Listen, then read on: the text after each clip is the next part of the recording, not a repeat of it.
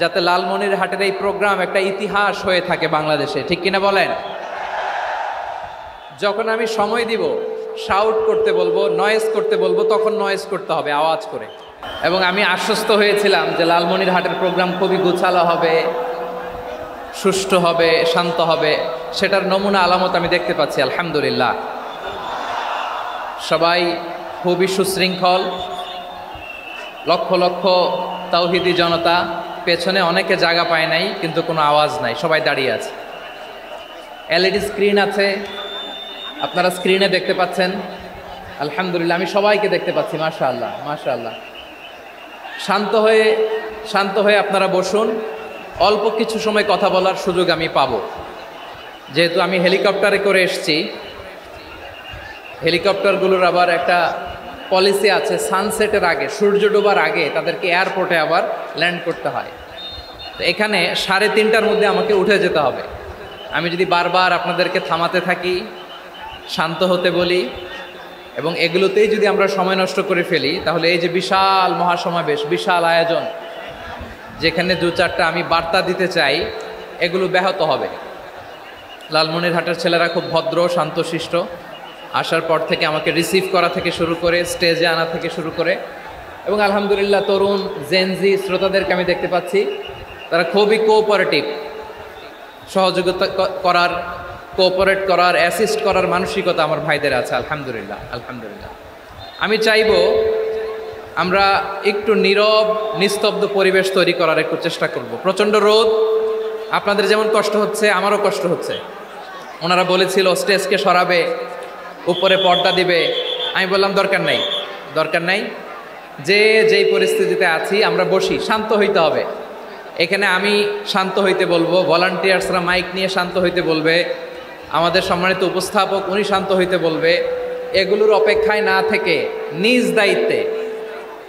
দায়িত্বে আমরা সবাই শান্ত থাকি, যাতে লালমনিরহাটের এই প্রোগ্রাম একটা ইতিহাস হয়ে থাকে বাংলাদেশে, ঠিক কিনা বলেন? যখন আমি সময় দিব, শাউট করতে বলবো, নয়েজ করতে বলবো, তখন নয়েজ করতে হবে আওয়াজ করে। আর যখন কথা বলবো তখন একেবারে চুপ থাকতে হবে, একেবারে চুপ। মাশাআল্লাহ, হ্যাঁ ঠিক আছে, একেবারে চুপচাপ থাকতে হবে। ধুলা উড়ানো যাবে না, সামনে আগানো যাবে না। নিজের সুবিধা নিরাপত্তা বুঝতে হবে। এটা কোনো রাজনৈতিক সমাবেশ না, এখানে লাফালাফি, চিৎকার চেঁচামেচি, হাত দেখানোর দরকার নাই। হাত দেখানোর পর্ব শেষ। এখানেও ঠান্ডা হয়ে গেছে, মাশাআল্লাহ, হ্যাঁ মাশাআল্লাহ। আমাদের ভলান্টিয়ার্স ভাইরা, আমাদের স্বেচ্ছাসেবক ভাইরা, আইন শৃঙ্খলা রক্ষাকারী ভাইরা অনেক চেষ্টা করতেছে, মাশাআল্লাহ, very good. I am very happy to C this scenario, মাশাআল্লাহ, আলহামদুলিল্লাহ। আমি একটু দেখতে চাই যে রংপুর বিভাগের কে কোন জেলা থেকে আপনারা এসছেন। কুড়িগ্রাম থেকে কারা এসছেন দেখি, কুড়িগ্রাম,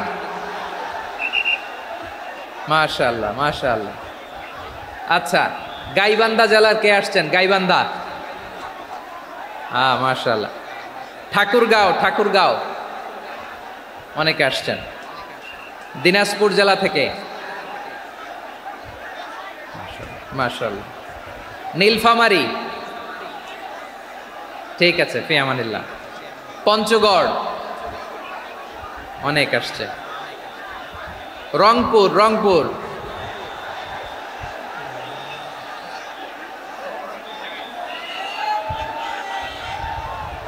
মাশাআল্লাহ মাশাআল্লাহ, ঠিক আছে। লালমনিরহাটের কারা দেখি, লালমনিরহাট,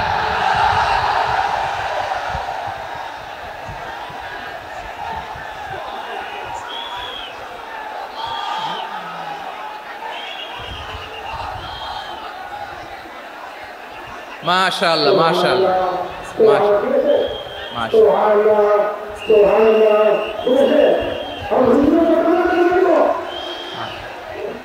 ঠিক আছে। আচ্ছা, এই রংপুর বিভাগের বাইরে থেকে অন্য জেলার কারা কারা আসছেন দেখি, তাও আছে অনেকে, মাশাআল্লাহ, ঠিক আছে। আজকের প্রোগ্রামে উপস্থিত আছেন প্রধান অতিথি হিসেবে অধ্যক্ষ আসাদুল হাবিব দুলু ভাই, সাংগঠনিক সম্পাদক বিএনপি, জাতীয় নির্বাহী কমিটির সভাপতি, জেলা বিএনপি লালমনিরহাট। বিশেষ অতিথি হিসেবে আমাদের অনেক ভাইরা এসছেন, সবাইকে শুকরিয়া জানাই। সভাপতিত্ব করছেন জনাব আব্দুল হাকিম। আইন শৃঙ্খলা বাহিনী, প্রশাসন, ভলান্টিয়ার্স, শুনেছি আমি প্রায় 5,000 ভলান্টিয়ার্স আপনারা নিয়োগ দিয়েছেন। আলহামদুলিল্লাহ, আলহামদুলিল্লাহ। অনেক গোছালো প্রোগ্রাম।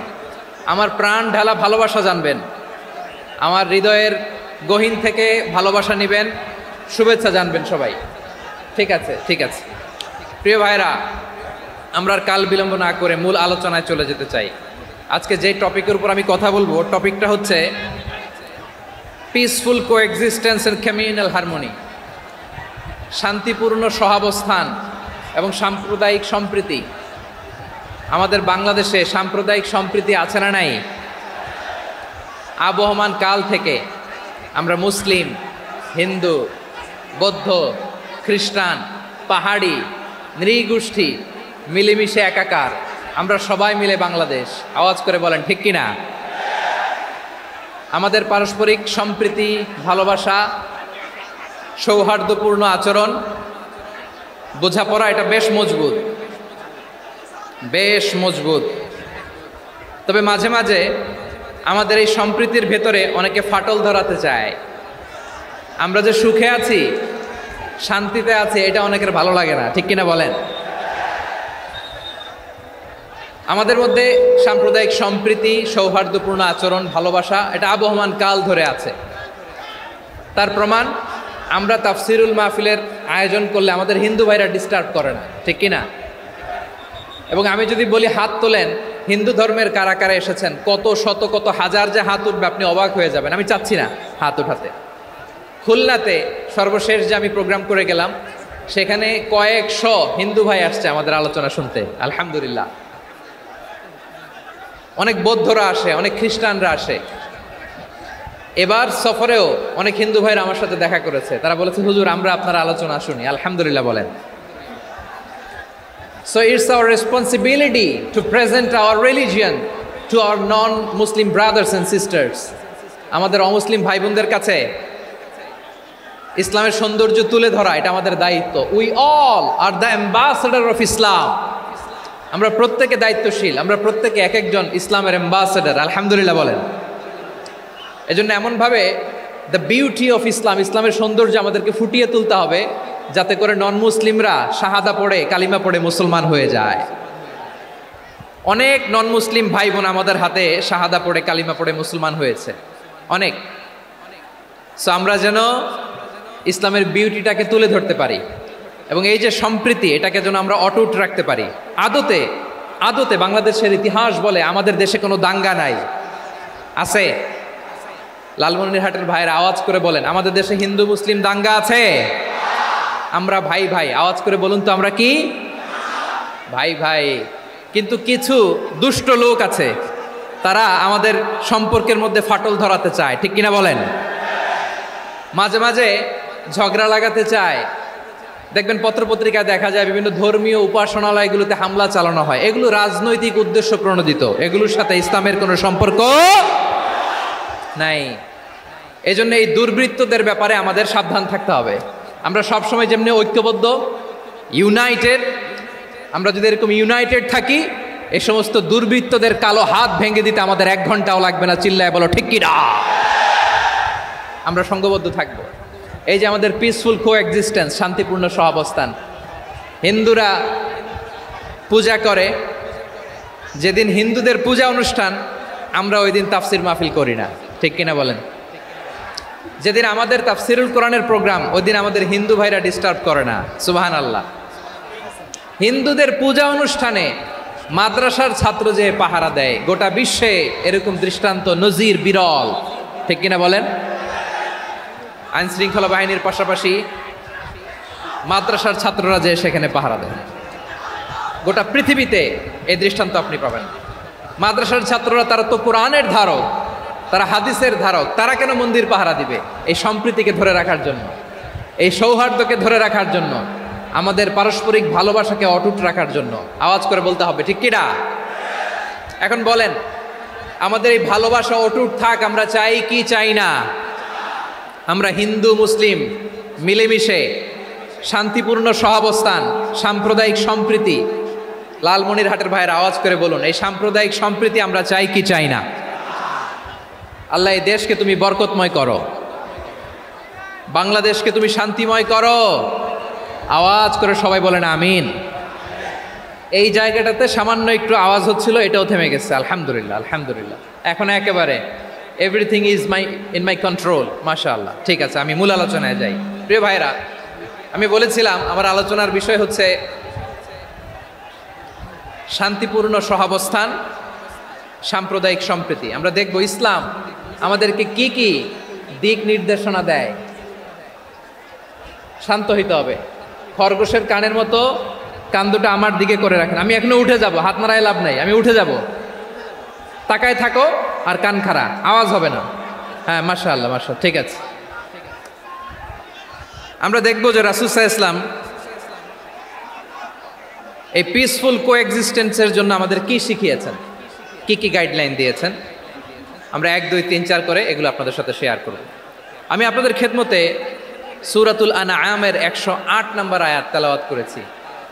এখানে আল্লাহ রাব্বুল ইজ্জা ওয়াল জালাল তিনি ইরশাদ করছেন, ওয়ালা তাসুব্বুল্লাযীনা ইয়াদউনা মিন দুনিল্লাহি ফায়াসুব্বুল্লাহা আদওয়াম বিগাইরি ইলম কাযালিকা যায়্যান্না লিকুল্লি উম্মাতিন আমালাহুম সুম্মা ইলা রাব্বিহিম মারজিউহুম ফায়ুনাব্বিউহুম বিমা কানু ইয়ামালুন। রব্বুল আলামিন বলেন, গোলাম ও আমার ইমানদার বান্দারা শোনো শোনো,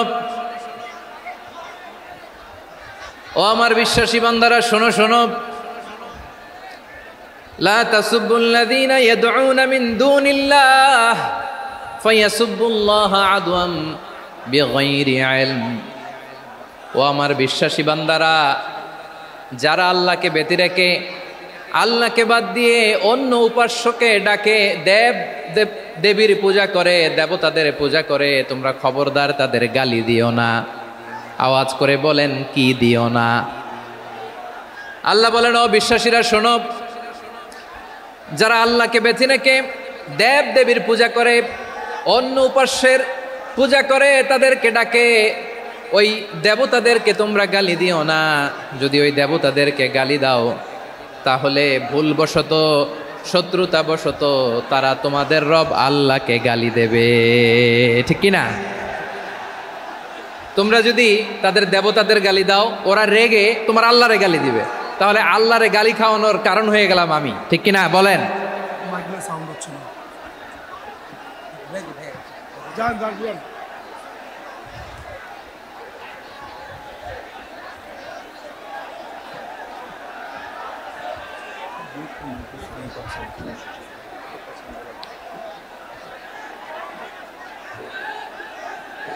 সম্মানিত ভাইয়েরা, এত বিশাল প্রোগ্রাম, মাইকের একটা সেটআপ থাকে, তারগুলো অনেক সময় নড়ে যায়, ধাক্কা ধাক্কিতে ডিসপ্লেস হয়, একটু ঝামেলা হবে।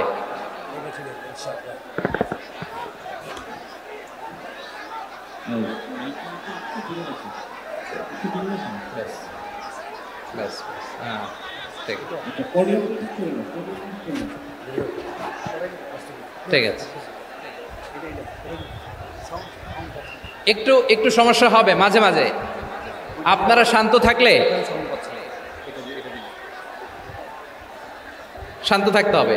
এইভাবে সাউন্ড নাই, এই নাই, এই বলতে বলতে আমার সময়ও নাই, উঠে যেতে হবে। এগুলো বোকামি। এই বিভাগীয় প্রোগ্রামগুলোতে যাই, চিৎকার চেঁচামেচি করে তোমরা আসো, সময় শেষ, আমাকে উঠে যেতে হয়। আমরা তো বঞ্চিত হলাম। গুরুত্বপূর্ণ অনেক কথা শোনাবো তোমাদের, অনেক। প্রিয় ভাইরা, আপনারা শান্ত হয়ে বসুন, শান্ত হয়ে।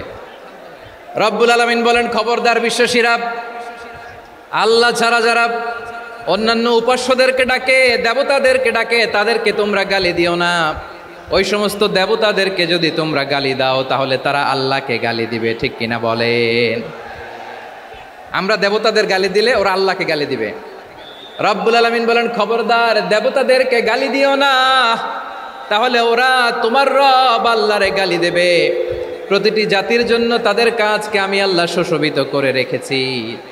তারা সবাই একদিন আমার কাছেই ফিরে আসবে। এরপর আমি রব্বুল আলামিন তাদের আমলনামা তাদেরকে জানিয়ে দেব। সুবহানাল্লাহ পড়েন। প্রিয় ভাইয়েরা, আল্লাহ তাআলা বলেছেন, খবরদার গালি দিও না। আদেশটা কার? আওয়াজ করে বলেন তো। হিন্দুদের দেবতা দেবদেবীদেরকে গালি দেওয়া যাবে না।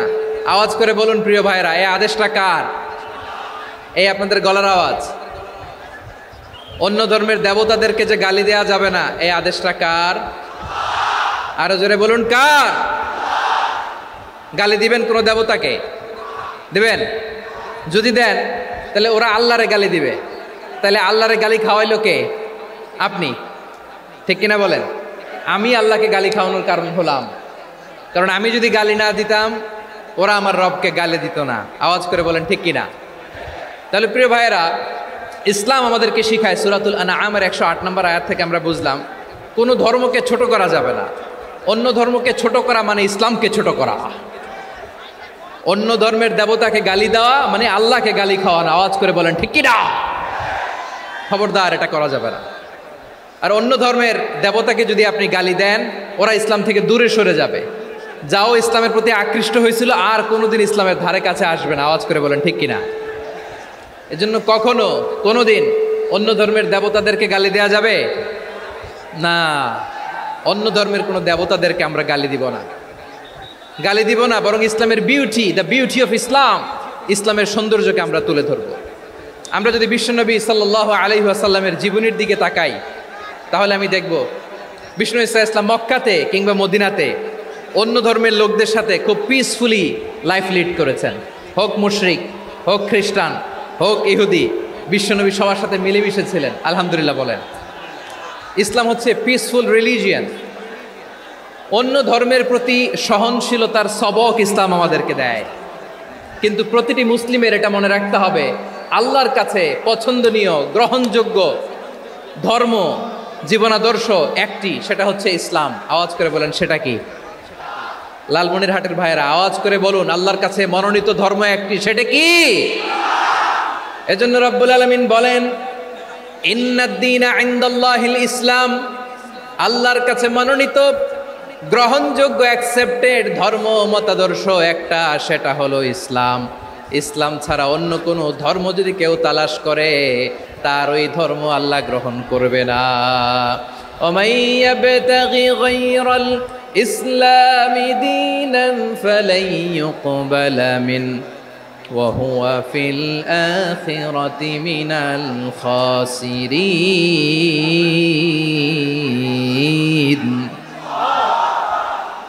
Whoever seek anything except Islam, that won't be accepted from him, and he will be loser in the day of judgment. কিয়ামতের দিন ইসলাম ছাড়া কেউ যদি অন্য কোনো ধর্ম তালাশ করেছে দুনিয়াতে, তার এই মতাদর্শ গ্রহণ করা হবে না। and he will be loser, সে হবে লুজার, ক্ষতিগ্রস্ত, হাই হাই কোম্পানির ম্যানেজার। ওর আমও শেষ, সালাও শেষ। আওয়াজ করে বলেন ঠিক কি না? এজন্য ইসলাম পেয়ে আমরা খুশি না বেজার? প্রত্যেক নামাজ শেষে আমরা আল্লাহরে বলি, আল্লাহ রাদিতু বিল্লাহি রাব্বা ওয়া বিল ইসলামি দীনা ওয়া বি মুহাম্মাদিন নাবিয়ান ওয়া রাসূলা। ও আল্লাহ, তোমারে রব হিসেবে পেয়ে আমরা খুশি। ও আল্লাহ, ইসলামকে ধর্ম হিসেবে পেয়ে আমরা খুশি। বিশ্বনবীকে আমাদের রাসূল পেয়ে আমরা খুশি। ঠিক কিনা বলেন? ইসলাম ছাড়া অন্য কোনো ধর্ম আমরা গ্রহণ করব না। ঠিক কিনা বলেন? আল্লাহর কাছে অ্যাকসেপ্টেড রিলিজিয়ান একটা, সেটা ইসলাম। তো বিশ্বনবী সাল্লাল্লাহু আলাইহি ওয়াসাল্লাম মক্কাতে কিংবা মদিনাতে খুব পিসফুলি এক্সিস্ট করেছেন, যে কোনো ধর্মের সাথে মিলেমিশে চলেছেন। তার প্রমাণ আমরা যদি রাসূল সাল্লাল্লাহু আলাইহি ওয়াসাল্লামের বায়োগ্রাফির দিকে তাকাই, তাহলে দেখব তিনি মুশরিকদের সাথে পিস ট্রিটি করেছেন, শান্তি চুক্তি, পিস ট্রিটি, পিস এগ্রিমেন্ট। আপনারা হুদাইবিয়ার সন্ধির নাম শুনেছেন?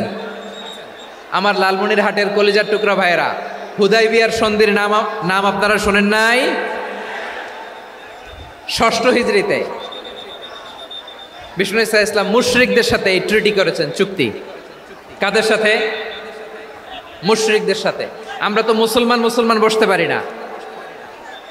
আমরা দুই মুসলিম ভাই একসাথে বসে চা খেতে পারি না, গল্প করতে পারি না। বিষ্ণু ইসলাম মুশরিকদের সাথে ট্রিটি করেছেন, হুদাইবিয়ার সন্ধি। এই সন্ধির আগে মক্কা থেকে কেউ মদিনায় যেতে পারে না, মদিনা থেকে কেউ মক্কায় যেতে পারে না। কিন্তু এই সন্ধির পরে ট্রাফিক স্বাভাবিক হয়ে গেল। মক্কার লোকেরা মদিনায় আসতে পারে, মদিনার লোকেরা মক্কায় আসতে পারে।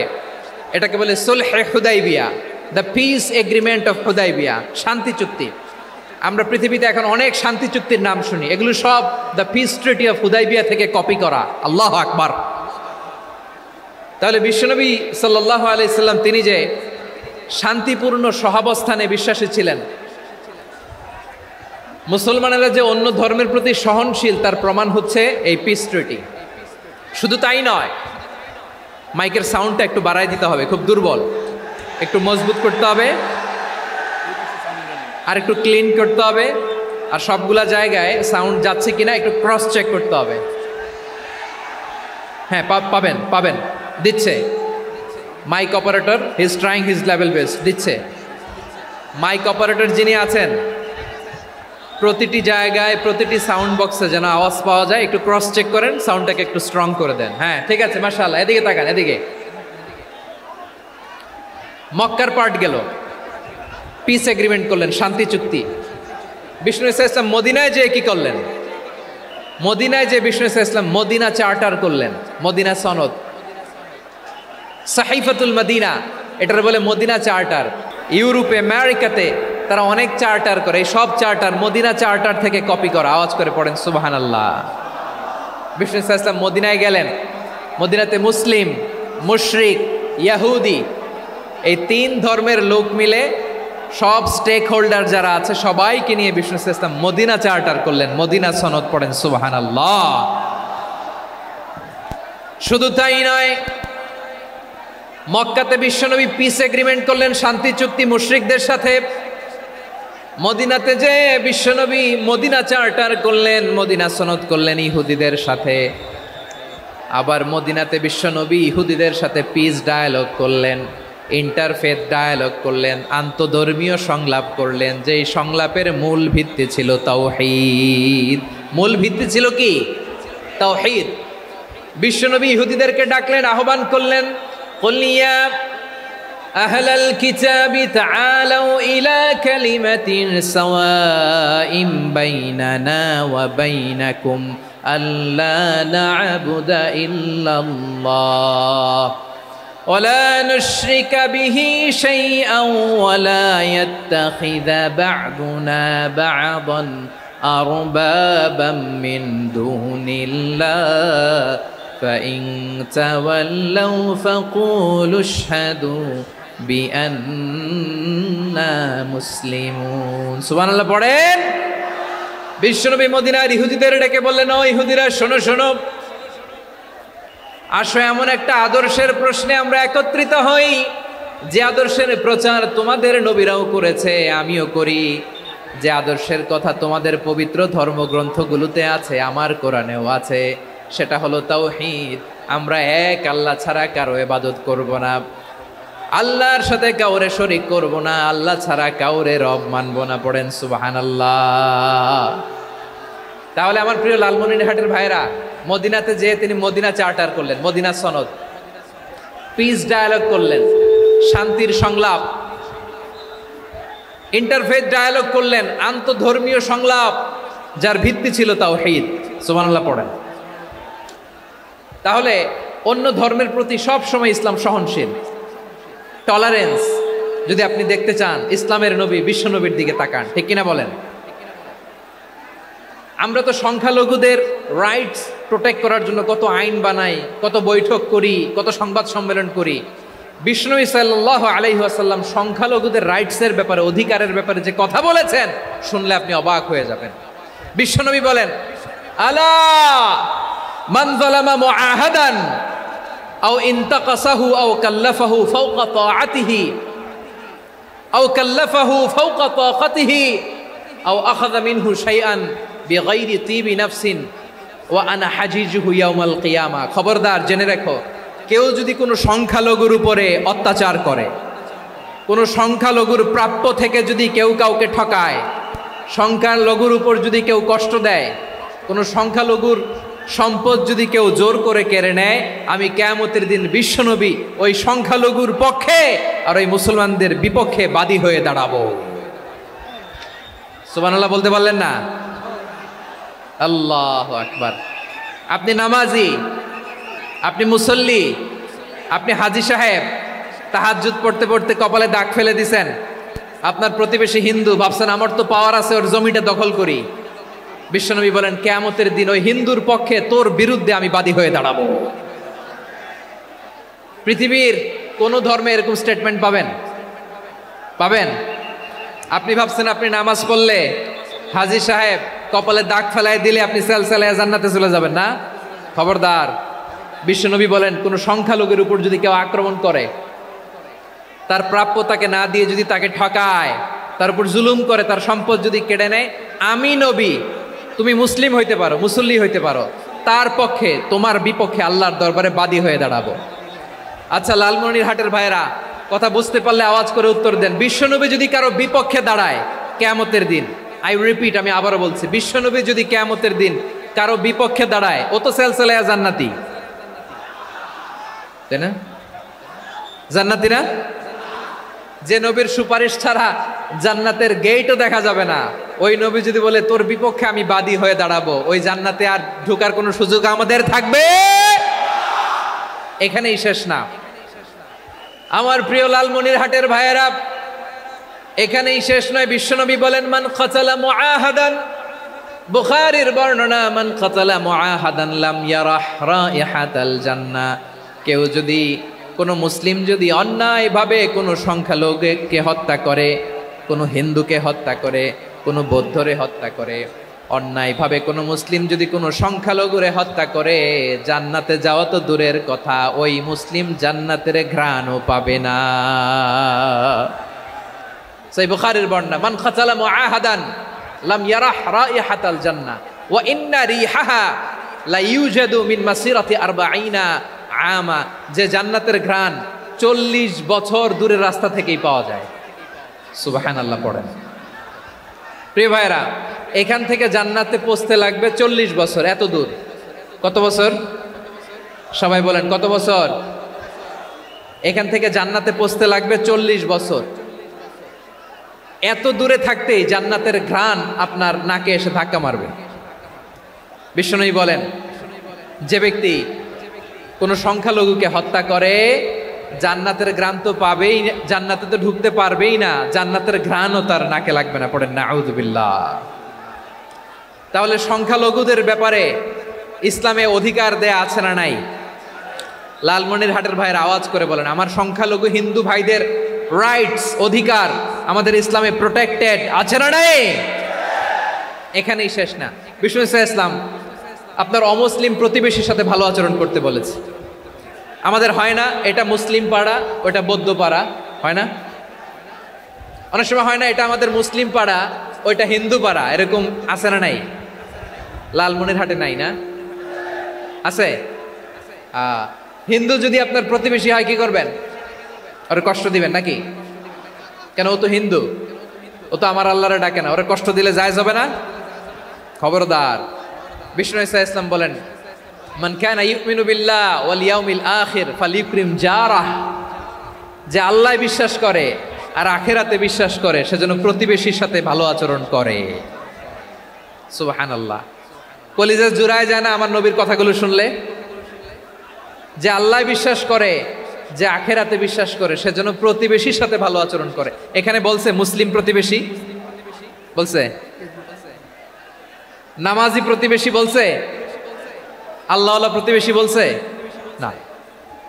প্রতিবেশী আস্তিক হোক নাস্তিক হোক, প্রতিবেশী মুমিন হোক মুশরিক হোক, প্রতিবেশী হইলেই তার সাথে ভালো আচরণের দরকার আছে না নাই? আমার প্রিয় লালমনিরহাটের ভাইয়েরা, বিষ্ণু ইসলাম ওনার ইহুদি প্রতিবেশীদের দেখাশোনা করতেন। আওয়াজ না শোনা যাক, আমারও তো দেখা যায়, আমারও তো দেখা যায়। তাকায় থাকেন, তাকায় থাকলে সওয়াব হবে। কোরআনের কথা যেখান থেকে হয় এদিকে তাকায় থাকলেই বরকত। তাকায় থাকেন। জি জি, মাইক, আমি তো আর মাইক ঠিক করতে আসি না এদিকে, এই মাইক ঠিক করব, ওই মাইক ঠিক করব, ওদিকে পাইলট বলবে হুজুর চলে আসেন। জি বসুন, বসুন, মাশাআল্লাহ। হ্যাঁ, খুব শান্ত, ঠিক আছে। পুলিশ ভাইরা না খেয়ে দিনরাত আপনারা যাতে সুশৃঙ্খল একটা প্রোগ্রাম উপহার পান, এটাই চেষ্টা করতেছে। আপনাদেরকে কষ্ট দিতে আসে নাই, একটু একটু সহযোগিতা করেন। জি মাশাআল্লাহ, হ্যাঁ ঠিক আছে। আমার প্রিয় ভাইরা, প্রতিবেশী আস্তিক হোক নাস্তিক হোক, মুসলিম হোক হিন্দু হোক তার সাথে ভালো আচরণ করতে হবে। বিষ্ণু ইসা ইসলাম ওনার ইহুদি প্রতিবেশীর বাসায় যেতেন। কোন প্রতিবেশী? ইহুদি। আওয়াজ করে বলেন, কোন প্রতিবেশী? ইহুদি। এক ইহুদি কিশোর বিষ্ণু ইসা ইসলামের খেদমত করতে, ইহুদি ছেলে আমার নবীর খেদমত করতো, তারা ছিল নবীর প্রতিবেশী। তো অনেক দিন হয় ইহুদি ছেলেটা আসে না। বিশ্বনবী খোঁজ দিলেন, ঘটনা কি? একটা ইহুদি ছেলে না আমার খেদমতে আসতো, ছেলেটা কই? খোঁজ নিয়ে জানলেন ছেলেটা অসুস্থ। বিষ্ণু ইসা ইসলাম ওই ইহুদির বাড়িতে চলে গেলেন ওই ছেলেটাকে দেখা করার জন্য, ভিজিট করার জন্য। সুবহানাল্লাহ পড়বেন না? গেলেন, যে দেখে ইহুদি ছেলেটা মুমূর্ষ, যান যান যায় যায় ভাব, বিছানায় পড়ে আছে, তার বাবা দাঁড়ানো। বিশ্বনবী তার মাথার পাশে বসলেন, মাথায় হাত বুলিয়ে দিলেন, আর ছেলেটাকে বললেন আসলিম, হে ইহুদি ছেলে আসলিম, ইসলাম ধর্ম গ্রহণ করো। তো ছোট্ট ছেলে ভাবে আমরা ইহুদি, এখন ইসলাম ধর্ম গ্রহণ করলে আব্বা যদি বকা দেয়, ফানাযারা ইলা ওয়াজহি আবি, ছেলেটা তার বাবার চেহারার দিকে তাকালো, দেখি আব্বা কি কয়। আব্বা যদি বলে তাইলে ইসলাম ধর্ম গ্রহণ করবো। ইহুদি ছেলেটা তার বাবার দিকে যখন তাকালো, ওর বাবা বলে আতি আবুল কাসিম, আবুল কাসিম যা বলে তাই করো। আবুল কাসিম হচ্ছে বিষ্ণু ইসা ইসলামের একটা কুনিয়াত, উপনাম। আমার রাসূলের বড় ছেলের নাম ছিল কাসেম। যেমন দেখবেন আমাদের এলাকায় কারো ছেলের বড় ছেলের নাম যদি হয় আব্দুল্লাহ, এরা আব্দুল্লাহর বাপ বলে ডাকে। কারো বড় মেয়ের নাম যদি হয় ফাতেমা, এরা কি ডাকে? ফাতেমার বাপ বলে না? তো বিষ্ণু ইসা ইসলামের বড় ছেলের নাম ছিল কাসেম। ইহুদি বাবা বলল আতি আবুল কাসেম, আবুল কাসেম যা বলে তাই শোনো, মানে মোহাম্মদ যা বলে তাই শোনো। এই কথা শুনে ছেলে সাহস পাইছে, ছেলে আবার পড়তে আরম্ভ করলো আশহাদু আল্লাহ ইলাহা ইল্লাল্লাহ ও আশহাদু আন্না মুহাম্মাদার রাসূলুল্লাহ, পড়েন আল্লাহু আকবার। বিশ্বনবীর আহ্বান শুনে ওই আহ্বানে সাড়া দিয়ে ইহুদি ছেলে শাহাদা পড়ে মুসলমান হয়ে গেল। তার হৃদয়টারে ইমানের নূর দিয়ে আলোকিত করে দিল কে? প্রিয় ভাইরা, এবার রাসূল সাল্লাল্লাহু আলাইহি ওয়াসাল্লাম বের হয়ে আসলেন ঘর থেকে, আর বললেন আলহামদুলিল্লাহিল্লাযী আনকাযাহু মিনান নার, প্রশংসা সে আল্লাহর যে আল্লাহ জাহান্নামে চলে যাচ্ছিল প্রায় এমন একটা লোককে মুহূর্তের মধ্যে কালেমায়ে শাহাদাতের বদৌলতে জান্নাতি বানায় দিলেন। আওয়াজ করে পড়েন সুবহানাল্লাহ। এই হাদিস থেকে আমরা কি শিখলাম? What is the moral of the story? এক নম্বর স্টোরি হলো, প্রতিবেশী ইহুদি হোক হিন্দু হোক, যাবেন, সুসম্পর্ক রাখবেন, উপহার দিবেন, বিপদে পাশে দাঁড়াবেন, তাইলেই তো আপনাদের প্রতি, মুসলমানদের প্রতি তারা আকৃষ্ট হবে, ঠিক কিনা বলেন? আপনি যদি হিন্দুদের সাথে বৌদ্ধদের সাথে নাই মিশেন, নাস্তিকের কাছে নাই যান, তো ইসলামের সৌন্দর্যটা ওরা বুঝবে কেমনে? আমার অনেক হিন্দু পরিচিত ভাই আছে, ওরা আমাদের ইফতারির প্রোগ্রামে এসে একসাথে ইফতারি করে। অনেক মদখোর আমার সাথে বসে একসাথে ডিনার করে, হাফ প্যান্ট পরা, গলায় স্বর্ণের চেইন, হাতে স্বর্ণের ব্রেসলেট, আইসা আমার সাথে ডিনার করছে, আছে এরকম। গাঁজাখোর, আমি বলি আসো, welcome welcome to my dinner, আসো বসো, বসলেই তো আমি ওর ডিএনএ, চিন্তার ডিএনএ চেঞ্জ করে দেওয়ার সুযোগ পাবো। চিল্লায় বলো ঠিক কি না? আসতে হবে আমার কাছে। Hour door is open, the door of Islam is open 24/7। সব সময় আমাদের ইসলামের দরজা আমার অমুসলিম ভাইদের জন্য খোলা আছে না নাই? এই হাদিস থেকে দুইটা শিক্ষা। এক নম্বর শিক্ষা, প্রতিবেশী মুসলিম হোক অমুসলিম হোক, যান, অসুস্থ হইলে একটু আপেল নিয়ে যান, আঙ্গুর নিয়ে যান, কমলা নিয়ে যান, তাদের সাথে ভালো আচরণ করেন। ইসলামের বিউটি দেখে, সৌন্দর্য দেখে অবাক হবে, নসিব ভালো হলে কোনোদিন কালিমা পড়ে মুসলমান হয়ে যাবে, ঠিক কিনা বলেন? তাহলে অমুসলিমের সাথে ভালো সম্পর্ক। বিশ্বনবী ইহুদির বাড়িতে গেলেন, ইহুদির বাড়ি, আর আমার মুসলমান ভাই আমার কাফের বলে, এরকম আছে না নাই? মুসলিম মুসলিমরা দেখতে পারে না, সহ্য করতে পারে। বিশ্বনবী সাল্লাল্লাহু আলাইহি ওয়াসাল্লাম ইহুদির বাড়িতে গেলেন, এটা একটা শিক্ষা। আরেকটা শিক্ষা হলো, ভাইরা ধাক্কা মেরে এসে সামনে এসে কি লাভ? প্রোগ্রাম তো শেষ হচ্ছে, এখনই শেষ হচ্ছে। তো এই যে আমাদের বকশি ভাই ওয়াদা নিল, হাত তোলালো, মিম বলে এত কথা বলল, তো আমি জেলায় জেলায় যে খালি হাত নাড়াই তোমাদের জন্য নাকি? হ্যাঁ, হাত নাড়াই শুধু। এই ধাক্কাইতে ধাক্কাইতে এদিকে এসে হাত নাড়াইতেছে, হয়েছে তো, দেখলাম তো, ঠিক আছে, মাশাআল্লাহ, অনেক সুশৃঙ্খল, অন্যান্য যে কোনো জেলার চেয়ে অনেক সুশৃঙ্খল। আমার দিকে তাকাও, আমার দিকে তাকাও, ঠিক আছে। এই যে দাঁড়িয়ে আছে, একটা ছেলে নড়ে না, দেখছেন? মাশাআল্লাহ মাশাআল্লাহ মাশাআল্লাহ। হ্যাঁ, এইভাবেই। আর কয়েকটা মজাদার কথা আছে, শোনো। এই হাদিস থেকে আমাদের শিক্ষা হলো, আমার প্রতিবেশী যেই ধর্মের হোক আমি সম্পর্ক রাখবো। অসুস্থ হলে যাব, কি বলেন ভাইরা, যাবেন না? যাবেন না আপনারা? আচ্ছা, 2 নম্বর শিক্ষা হলো, বিষ্ণু ইসা ইসলামের খাদেম ছিল ইহুদি, এতদিন খেদমত করলো, একদিনও বিশ্বনবী ওরা কালিমার দাওয়াত দেয় নাই। কারণ কি? বিশ্বনবী একটা ভালো সময়ের অপেক্ষা করতেছিলেন, প্রপার টাইমিং। দায়ীর কাজ হচ্ছে দাঈ ইলাল্লাহ, সে হচ্ছে সুযোগ সন্ধানী। দায়ী সুযোগ খোঁজে, কখন দাওয়া দিলে ব্যাটে বলে হবে, ঝোপ বোঝে কোপ মারে, ঠিক কিনা বলেন? বিষ্ণু ইসলাম ভালো সময়ের অপেক্ষা করতেছিলেন, দেখি ভালো সময় আসুক আসুক আসুক আসুক। আস্তে আস্তে এমন সময় আসছে, ছেলে এবার মুমূর্ষ, অসুস্থ ব্যক্তির হৃদয় অত্যন্ত নরম থাকে। হসপিটালে যখন কেউ যায় তার হৃদয়টা বড্ড নরম থাকে, মৃত্যুর ভয়ে তার অন্তরটা নরম থাকে, ঠিক কিনা বলেন? এই প্রপার টাইমিং এর অপেক্ষা করতেছিলেন। যখনই টাইমিং পেয়েছেন দাওয়াত দিলেন, পড়ো লা ইলাহা ইল্লাল্লাহ, সুবহানাল্লাহ পড়েন সবাই। তাহলে ইসলাম অমুসলিম প্রতিবেশীর সাথে ভালো আচরণ করতে বলে। ইসলাম অমুসলিম মাতা পিতার সাথেও ভালো আচরণ করতে বলে। মাতা পিতা যদি অমুসলিম হয় তারা ফেলে দিতে পারবেন? পারবেন? আমার লালমনিরহাটের ভাইয়েরা, অনেক হিন্দু ছেলে আমাদের হাতে শাহাদা পড়ে মুসলিম হয়, কিন্তু ওর মা মুসলমান হয় নাই, বাবাও হয় নাই, এরকম আছে না নাই? তো ও হয়েছে মুসলিম, মা বাপ হিন্দু, এখন মা বাপ কি বাদ?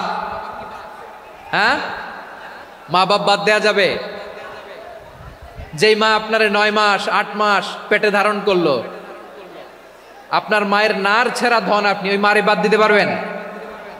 যেই মায়ের বুকের তাজা দুধ খেয়ে আপনি আজকে বাড়ন্ত তাজা তরতাজা, ওই মারে বাদ দেয়া যাবে? মায়ের এক ধারে দুধের দাম, কাটিয়া গায়ের চাম, পাপুষ বানাইলেও ঋণের শোধ হবে না, এমন দরদি ভাবে কেউ হবে না আমার মাগো। মায়ের এক ধারে দুধের দাম, কাটিয়া গায়ের চাম, পাপুষ বানাইলেও ঋণের শোধ হবে না, এমন দরদি ভাবে কেউ হবে না আমার মাগো, ঠিক কিনা? মাকে তো বাদ দেয়া যায় না। وَقَضَى رَبُّكَ أَلَّا تَعْبُدُوا إِلَّا إِيَّاهُ وَبِالْوَالِدَيْنِ إِحْسَانًا। আল্লাহ বলে অবধারিত 2টা ভার্ডিক্ট তোমাদের জন্য, এক আল্লাহর ইবাদত করবা আর মা বাবার প্রতি ইহসান করবা। আদেশটা কার? মা বাবার প্রতি ইহসান করতে হবে। আমার মা হিন্দু হোক ভালো আচরণ করতে হবে, বৌদ্ধ হোক ভালো আচরণ করতে হবে। আমার যে সমস্ত হিন্দু ভাইয়েরা মুসলিম হয়েছ, তোমাদের মা বাবা এখনো মুসলমান হয় নাই, তাদের সাথে ভালো আচরণ করতে হবে। আপনাদের খেদমত নিজে করতে হবে অথবা খেদমতের ব্যবস্থা করাই দিতে হবে। মান্থলি যে খরচ লাগে এটা দিতে হবে।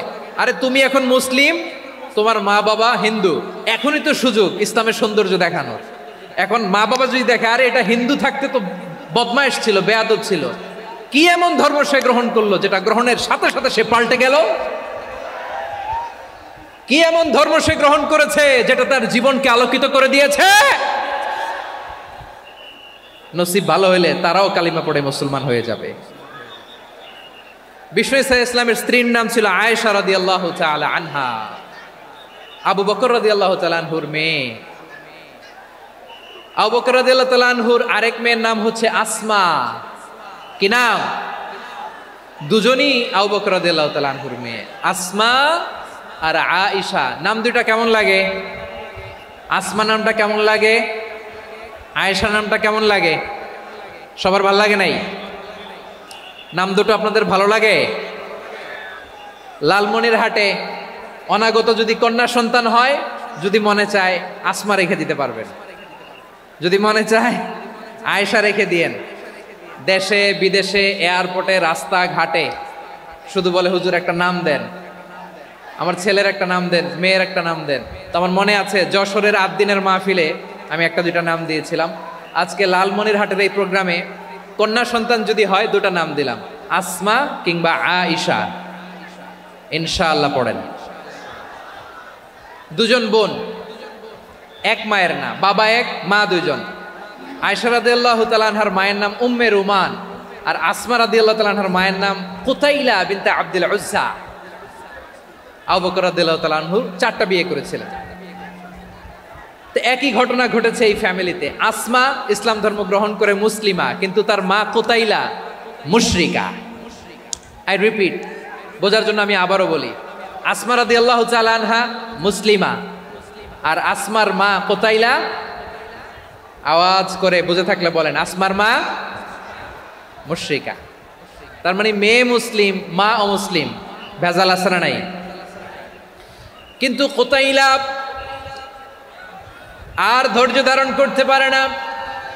নার ছেড়া ধন, কলিজার টুকরা ধন, কলিজার টুকরা সন্তান আসমারে দেখতে বড্ড মন চায়। সাইয়েদনা আসমা রাদিয়াল্লাহু তাআলা আনহা মক্কা থেকে হিজরত করে মদিনায় চলে গেলেন।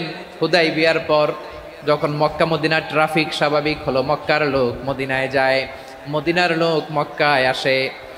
কুতাইলা কলিজার টুকরা সন্তান আসমারে দেখার জন্য কিছু উপহার নিয়ে বিশাল মরুপথ পাড়ি দিয়ে মক্কা থেকে মদিনায় যায়। সুবহানাল্লাহ বলেন। এখন মা আসছে মেয়ের সাথে দেখা করতে, মেয়ে তো আর দেখা দেয় না। মেয়ে ভাবছে আমার মা তো মুশরিকা, অপবিত্রা, তার সাথে কি দেখা দেয়া যাবে? বিশ্বনবীর দরবারে চলে গেলেন। সুবহানাল্লাহ বলেন। কি সৌভাগ্যবান ছিল তারা, মাসলা জানার দরকার হলেই নবীর দরবারে চলে যেত। ঘরে বউয়ের সাথে ঝগড়া হলে নবীর দরবারে চলে যেত। অনেক সাহাবী বলে আমার পেটে ক্ষুধা লাগলো আমি নবীর কাছে চলে যেতাম, কারণ নবীর চেহারার দিকে তাকালেই আমার পেটের ক্ষুধা মিটে যেত। সাইয়েদনা আসমা রাদিয়াল্লাহু তাআলা আনহা বিশ্বনবীর কাছে চলে গেলেন, যে বললেন ইয়া রাসূলুল্লাহ ইয়া হাবিবাল্লাহ ইন্না উম্মি কাদিমাতুন ইলাইয়া ওয়া হিয়া রাগিবা। আমার মা মক্কা থেকে অনেক দূর মরুর পথ পাড়ি দিয়ে উপহার সামগ্রী নিয়ে মদিনায় আমার সাথে দেখা করতে এসেছে গো নবী। আমার জানতে বড্ড ইচ্ছে হয় আমি আমার মুশরিকা মায়ের সাথে একটু দেখা করতে পারবো কিনা। আফা আসিলুহা, আগে যেমনি আমি আমার মায়ের সাথে ভালো আচরণ করতাম, যেমনি আমি আমার মায়ের সাথে সদাচরণ করতাম গো নবী, এখন আমি মুসলিমা মা মুশরিকা, এখনো কি আগের মতো সদাচরণ করতে পারবো নাকি? বিশ্বনবী বললেন নাম সিলিহা, হ্যাঁ রে আসমা, অবশ্যই অবশ্যই, আগে ঠিক যেমন তুমি তোমার মায়ের সাথে ভালো আচরণ করতে এখনো তেমনি আগের মতো ভালো আচরণ করবা। আওয়াজ করে পড়েন সুবহানাল্লাহ। কি ইসলাম আমরা পেয়েছি, কত ব্রড মাইন্ডেড আমাদের ইসলাম, কত ওপেন মাইন্ডেড ইসলাম, কত ওপেন আপ করতে পারে, চিন্তা করতে পারেন। বিষ্ণু বললেন হ্যাঁ অবশ্যই, নাম সুলিহা, আগে যেমনি ভালো আচরণ করছো আসমা এখন ওইরকমই করো, পারলে আরো বাড়ায় করো। সুবহানাল্লাহ বলেন। তাহলে আমার যে হিন্দু ভাইয়েরা, হিন্দু বোনেরা, ইমানের বদৌলতে দৌলতে আপনি ধন্য হয়েছেন, আপনার আম্মা আব্বা এখনো মুসলমান হয় নাই, তাদের জন্য দোয়া করেন, তাদের জন্য দোয়া করেন, আল্লাহ যেন তাদেরকেও ইমানের দৌলত দান করে। আমরা সবাই পড়ি আমিন, আরো জোরে পড়েন আমিন। এখন বলেন ইসলাম কি ন্যারো মাইন্ডেড রিলিজিয়ান না ব্রড মাইন্ডেড? লালমনিরহাটের যুবক ভাইরা আওয়াজ করো, ইসলাম কি ন্যারো মাইন্ডেড না ব্রড মাইন্ডেড? কতটা ব্রড মাইন্ডেড দেখেন। বিশ্বনবী সাল্লাল্লাহু আলাইহি সাল্লাম অমুসলিমরা যদি নবীকে উপহার দিত, ওই উপহারও বিশ্বনবী গ্রহণ করতেন। সুবহানাল্লাহ পড়েন। আপনার অমুসলিম বন্ধু যদি উপহার দেয় সেটাও আপনি নিতে পারবেন, যেটা নেওয়া যায়। মদের বোতল দেয়, নিতে পারবেন? হ্যাঁ, মদের বোতল দিলে পারবেন না। আপনার বন্ধু যদি আপনার পর্ক দেয়, পর্ক, শুকরের গোশত মিশ্রিত কোনো খাবার, ওটা নিতে পারবেন না। হালাল যে কোনো জিনিস নিতে পারবেন। বিশ্বনবী সাল্লাল্লাহু আলাইহি ওয়াসাল্লাম অমুসলিমদের দেয়া হাদিয়া গ্রহণ করতেন। কেমন নবী ছিলেন, আমার নবীরে চিনে নেন, আমার নবীর অ্যাটিটিউড জেনে নেন। বিশ্বনবী সাল্লাল্লাহু আলাইহি ওয়াসাল্লাম যখন কোনো জনপদে যেতেন 3টা অপশন নিয়ে যেতেন। প্রিয় ভাইয়ের আওয়াজ করে বলতে হবে, কোন জনপদে গেলে আমার নবীর অপশন থাকতো কয়টা? আমার মতো 3 আঙ্গুল উঁচু করে দেখান আর বলুন, আমার নবী কোন জনপদে গেলে কয়টা অপশন নিয়ে যেতেন? 1 নম্বর অপশন আসলিম তাসলাম। নতুন এলাকায় গেলে বলতেন আসলিম তাসলাম, ইসলাম ধর্ম গ্রহণ করো, শান্তিতে থাকবা, আমার ভাই হয়ে যাবা, আমরা ভাই ভাই, ইসলাম মানো, আমরা ভাই ভাই। অপশন নাম্বার কত? 1। যদি বলে না ইসলাম মানবো না, ওকে, অপশন নাম্বার 2, মুসলিম হওয়ার দরকার নাই, লা ইকরাহা ফিদ্দিন, ইসলামে কোনো বাড়াবাড়ি নাই, খ্রিস্টান আছো থাকো, বৌদ্ধ আছো থাকো, ইহুদি থাকতে চাও থাকো, কিন্তু আমরা যেহেতু রিজিওনাল সুপার পাওয়ার, আমাদের আন্ডারে থাকো, ট্যাক্স দিয়া থাকো, এটার বলে জিজিয়া। আলেম যারা আছেন বুঝবেন এটার আরবিতে কি বলে, জিজিয়া। You pay us the tax, we will give you the security.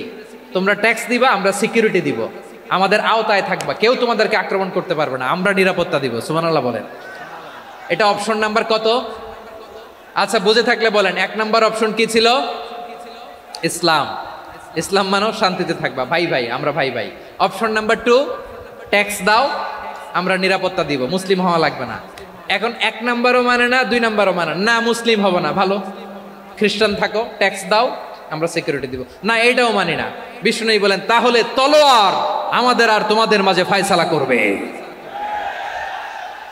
মুসলিমও হবে না, ট্যাক্স দিবা, নিরাপত্তা দিব, আমরা সুপার পাওয়ার, আমাদের আন্ডারে থাকবে, এইটাও না। তাহলে তোমাদেরকে তো আমরা বিশ্বাস করতে পারি না, কখন না কখন বিশ্বাসঘাতকতা করো, কার সাথে মিলে হাত মিলাও, তলোয়ার আমাদের মাঝে ফয়সালা করবে। তখন তিনি জেহাদের সশস্ত্র সংগ্রামের ঘোষণা দিতেন। সুবহানাল্লাহ পড়েন। দেখেন পশ্চিমারা জেহাদকে এইভাবে চিত্রায়িত করে না, ওরা জেহাদ বলতে বুঝায় তলোয়ার, হাত কাটো, গলা কাটো না, জেহাদ সশস্ত্র সংগ্রাম 3 নম্বরে।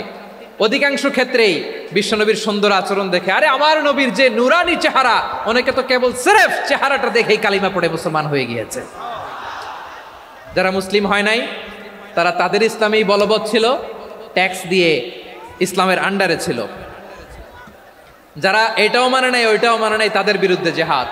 বিষ্ণু ইসলাম 7ম হিজরিতে যখন খায়বার বিজয়ের পরে ইসলাম রিজিওনাল সুপার পাওয়ার হিসেবে আত্মপ্রকাশ করলো, বিশ্বনবী চিঠি লিখলেন অন্যান্য সুপার পাওয়ারের কাছে, রাষ্ট্রীয় চিঠি লেখে এক রাষ্ট্রপ্রধান আরেক রাষ্ট্রপ্রধানের কাছে, ঠিক কিনা বলেন? জানেন না আপনারা? এই যে 24-এর ছাত্র নাগরিক অভ্যুত্থানে, এই অভ্যুত্থান যখন শুরু হয়, আমি তখন সাউথ আফ্রিকাতে, একটা স্ট্যাটাস দিয়েছিলাম, কোটা নয় গোটা দেশ সংস্কার করা লাগবে। শুধু বাংলাদেশ নয়, সারা বিশ্বের বাংলা ভাষাভাষী লোকেরা এই আন্দোলনের সাথে সমর্থন তারা করেছে, এটাকে সাপোর্ট করেছে, তারা সমর্থন দিয়েছে। আমাদের ইউনাইটেড আরব আমিরাতের বাংলাদেশি ভাইয়েরা তারা সেখানে রাস্তায় নেমে এসেছিল, জানেন?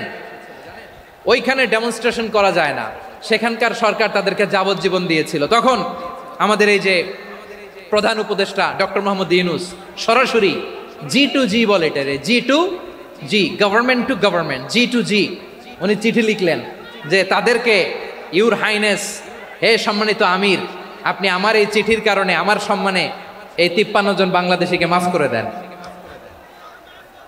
এই চিঠির বদৌলতে বেকসুর খালাস পেয়ে গিয়েছিল আমাদের ভাইরা, জানেন না এই ঘটনা আপনারা? তাহলে গভর্নমেন্ট টু গভর্নমেন্ট চিঠি দেওয়া হয়। 7ম হিজরিতে বিষ্ণু ইসলাম সব সুপার পাওয়ারের কাছে চিঠি দিলেন, রোমান সম্রাটের কাছে, পারস্য অধিপতির কাছে, মিশরের অধিপতির কাছে, সবার কাছে চিঠি লিখলেন। চিঠির ভাষা ছিল এরকম, মিন মুহাম্মাদিন রাসূলিল্লাহ ইলা মুকাওকিস আযীমিল কিবত, মুহাম্মদ রাসূলুল্লাহর পক্ষ থেকে মিশরের বাদশার কাছে, আসলিম তাসলাম, ইসলাম মানো শান্তিতে থাকবা, সালামুন আলা মান ইত্তাবা আল হুদা, শান্তি তার জন্য যে হেদায়েতের অনুসরণ করে। সুবহানাল্লাহ পড়েন। তো এই চিঠি অনেকে ভালোভাবে রিসিভ করেছে, অনেকে এই চিঠি পাওয়ার পরে নবীর কাছে আবার ইন রিটার্ন উপহার পাঠিয়েছে। কি পাঠিয়েছে? উপহার। মিশরের বাদশা মুকাওকিস তিনি বিশ্বনবীকে বিশাল এক উপহারের ডালি পাঠিয়েছেন। মিশরের বাদশা মুকাওকিস ছিলেন ধর্মে খ্রিস্টান। লালমনিরহাটের ভাইয়েরা আওয়াজ করে বলেন, মিশরের বাদশা ধর্মে কি ছিল? খ্রিস্টান। কি উপহার দিয়েছিল আমার নবীকে? শুনতে মনে চায়? আওয়াজ নাই লালমনিরহাটের গলায়, শুনতে মনে চায়? 1000 স্বর্ণমুদ্রা, 1000 স্বর্ণমুদ্রা। 2টা খ্রিস্টান দাসী, একজনের নাম মারিয়া বিনতে শামাউন আল কিবতিয়া, আরেকজনের নাম সিরিন বিনতে শামাউন আল কিবতিয়া। একজন খ্রিস্টান দাস 20 থান কাপড় জামা বানানোর জন্য, আমরা নবী যেন সেলাই করে জামা বানাতে পারে এজন্য 20 থান কাপড়, 20 থান ফাইন গার্মেন্ট। সুবহানাল্লাহ পড়বেন না? এরপরে একটা গাধা যেটার নাম ছিল উফাইর, আর একটা খচ্চর এটার নাম ছিল দুলদুল। খচ্চর চিনেন? গাধা আর ঘোড়ার ক্রসিং এ যে প্রাণীটা দুনিয়াতে আসে ওটার খচ্চর বলে।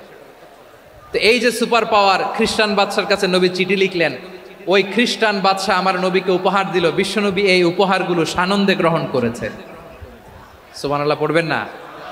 তাহলে অমুসলিম কেউ যদি আপনাকে উপহার দেয়, হালাল উপহার হলে আপনি গ্রহণ করতে পারবেন। অনুরূপভাবে পারস্যের বাদশাহ, রোম সম্রাট বিশ্বনবীকে উপহার পাঠিয়েছেন, আমার নবী সবগুলো উপহার গিফট গ্রহণ করেছেন। সুবহানাল্লাহ বলেন। তাহলে প্রিয় লালমনিরহাট, আওয়াজ করে বলুন, ইসলাম কি ন্যারো মাইন্ডেড রিলিজিয়ন না ব্রড মাইন্ডেড? আম্মাজান আয়েশার কাছে মাসালা জানতে চায় মেয়েরা, হে আম্মাজান, অগ্নি উপাসকেরা তাদের ঈদের দিন নওরোজের সময় আমাদেরকে পাখি দেয়, নেওয়া যাবে? উনি বললেন, ওরা জবাই করে দিলে নেওয়া যাবে না, কিন্তু ওরা যদি ফলমূল এরকম খাবার দেয় এগুলো নেওয়া যাবে। তার মানে অমুসলিমদের দেয়া উপহার এটা গ্রহণ করা যায়। সুবহানাল্লাহ বলেন। শুধু তাই নয়, বিষ্ণু ঈসা ইসলাম অমুসলিমদের সাথে আর্থিক লেনদেনও করেছেন, ফিনান্সিয়াল ডিলিং করেছেন। অমুসলিমদের সাথে প্রয়োজনে আপনি ফিনান্সিয়াল ডিলিং করতে পারবেন। আমরা প্রায় দেখি বাজারের মিষ্টির দোকানগুলো আমার হিন্দু ভাইদের। লালমনিরহাটে মিষ্টির দোকান, দইয়ের দোকান কারা চালায়? হিন্দুরা চালায় না? তারপরে যে বারবার শপ, চুল কাটে যে নাপিত, অধিকাংশ নাপিতের দোকানে কারা? আমার হিন্দু ভাইরা। তা আপনি চুল কাটতে পারবেন কিনা? পারবেন কিনা বলেন? পারবেন। তার দোকান থেকে দই মিষ্টি কিনতে পারবেন কিনা? হ্যাঁ, আমার মুসলিম ভাইয়ের দোকান থাকলে ওইটারে আমি বেশি প্রায়োরিটি দিব, ঠিক কিনা? কিন্তু যদি তাদের সার্ভিস নিতে চান, প্রোডাক্ট নিতে চান, পারবেন। তার দলিল সহিহ বুখারী, আম্মা জান আয়েশা রাদিয়াল্লাহু তাআলা আনহা বলেন, ইশতারা রাসূলুল্লাহ সাল্লাল্লাহু আলাইহি ওয়াসাল্লাম মিন ইয়াহুদিয়িন তুআমান ওয়া রাহানাহু দিরআহু মিন হাদিদ। রাসূল সাল্লাল্লাহু আলাইহি ওয়াসাল্লাম এক ইহুদির কাছ থেকে, কার কাছ থেকে? সবাই বলে নাই কার কাছ থেকে? আমার নবী, পেয়ারা নবী এক ইহুদির কাছ থেকে জব কিনেছিল, জব, বার্লি, যেটা দিয়ে রুটি বানায়। ওই জবের দাম দেওয়ার টাকা পয়সা নবীর কাছে ছিল না, ফলে নবী ওনার একটা পোশাককে মর্গেজ রেখেছিলেন, মর্গেজ, বন্ধক, যে এখন এটার দাম দিতে পারবো না, কয়েক কেজি বার্লি নিয়ে যাই আর বন্ধক হিসেবে আমার জামাটা রেখে গেলাম, যেই দিন দাম দিব ওই দিন জামাটা ছুটায় নিয়ে যাব। সুবহানাল্লাহ পড়বেন না? বাকিতে নিছিলেন, বাকিতে। দিরআহু মিন হাদিদ, লোহার তৈরি বর্ম, মানে যুদ্ধের পোশাক, লোহা দিয়ে বানানো। বিশ্বনবী বললেন, কয়েক কেজি জব দাও, টাকাটা পরে দিব, এখন টাকা নাই, বন্ধক হিসেবে, মর্গেজ হিসেবে আমার জামা রেখে গেলাম, যখন টাকা দিব জামা ছুটায় নিব। আওয়াজ করে বলতে হবে সুবহানাল্লাহ। এ থেকে বোঝা গেল অমুসলিমদের সাথে ফিনান্সিয়াল ডিলিং করা যায়, অর্থনৈতিক লেনদেন করা যায়, কেনাবেচা করা যায়, প্রোডাক্ট কেনা যায়। এমনকি আমাদের মসজিদে নববীতে বারান্দায় আপনারা একটা অটোমেটিক ফ্লাইং আমব্রেলা দেখছেন? সূর্য যখন বাড়ে মসজিদে নববীর বারান্দায়, ইয়ার্ডের মধ্যে অটোমেটিক্যালি কিছু আমব্রেলা আছে, সাঁ করে খুলে যায়, আর সূর্যের তাপ লাগে না। আবার সন্ধ্যাবেলায় এই আমব্রেলাগুলো ওরা ক্লোজ করে ফেলে, দেখেন নাই না? দেখছেন? এই মসজিদে নববীকে সর্বোচ্চ উন্নত মানের কনস্ট্রাকশন ইনফ্রাস্ট্রাকচারে ডেভেলপ করার জন্য কর্তৃপক্ষ কিছু অমুসলিম ইঞ্জিনিয়ারের, ডিজাইনারের সহায়তা নিয়েছিল। সুবহানাল্লাহ বলেন। কোন দলিলের ভিত্তিতে? এই দলিলের ভিত্তিতে যে বিষ্ণু ঈসা ইসলাম অমুসলিমদের সাথেও লেনদেন করেছেন। আওয়াজ করে বলতে হবে আল্লাহু আকবার। শুধু তাই নয়, ইন কেস অফ ইমার্জেন্সি, প্রয়োজনে ইসলামের খাতিরে, ইসলামকে সামনের দিকে এগিয়ে নিয়ে যাওয়ার জন্য অমুসলিমদের সাপোর্ট নেওয়া জায়েজ আছে। সুবহানাল্লাহ বলেন। অমুসলিমদের সাপোর্ট নেয়া, তাদের থেকে অর্থ নেয়া, পলিটিক্যাল সাপোর্ট, পলিটিক্যাল অ্যাসাইলাম নেওয়া জায়েজ আছে। আমাদের অনেক বিশ্ববরেণ্য দায়ীরা আমেরিকায় অস্থায়ীভাবে অ্যাসাইলাম নিয়ে থাকে, নিজের দেশে গেলে ফাঁসিতে ঝুলাই দিবে। যুগ যুগ ধরে দায়ীদের উপরে এরকম অত্যাচার আর নির্যাতন আছে না নাই? মিশরের অনেক দায়ীরা পাশ্চাত্যে যেয়ে থাকে, এই যে তারা পলিটিক্যাল অ্যাসাইলাম নিয়ে থাকে, রাজনৈতিক আশ্রয়ে, এটা জায়েজ আছে না? এটা যে জায়েজ আছে তার প্রমাণ স্বয়ং বিশ্বনবী সাল্লাল্লাহু আলাইহি ওয়াসাল্লাম পলিটিক্যাল সাপোর্ট নিয়েছিলেন অমুসলিমদের কাছ থেকে। সুবহানাল্লাহ বলেন। খুব মজাদার একটা ঘটনা শুনবেন, আপনাদের আগ্রহ দেখে তো মনে হয় না শোনার ইচ্ছা আছে। আছে আছে গলায় জোর আছে? লিল্লাহি তাকবীর, লিল্লাহি তাকবীর, নারে তাকবীর। মাশাআল্লাহ।